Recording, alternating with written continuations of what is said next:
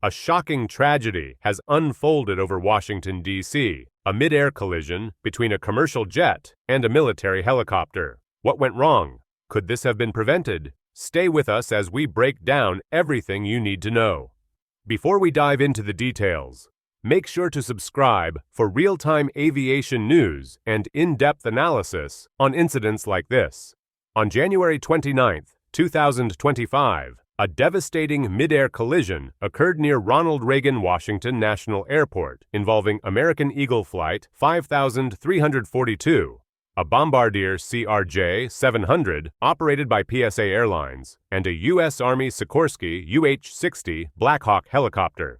The American Eagle Flight was en route from Wichita, Kansas, carrying 60 passengers and 4 crew members. The crash happened at approximately 9 p.m. Eastern Time as the jet was making its final approach to the airport, colliding with the military helicopter on a routine mission carrying 3 military personnel.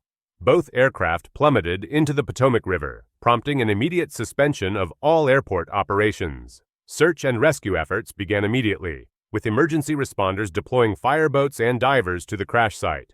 So far, at least 18 bodies have been recovered, with no confirmed survivors at this time. Authorities fear that the death toll may continue to rise. President Donald Trump has been briefed on the situation and expressed his condolences to the victims' families, stating, "May God bless their souls."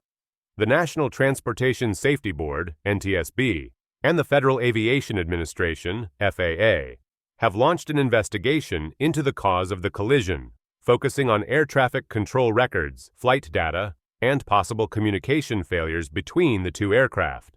This tragedy is reminiscent of the 1982 Air Florida Flight 90 crash into the Potomac River, highlighting once again the dangers of high-traffic airspace near major airports.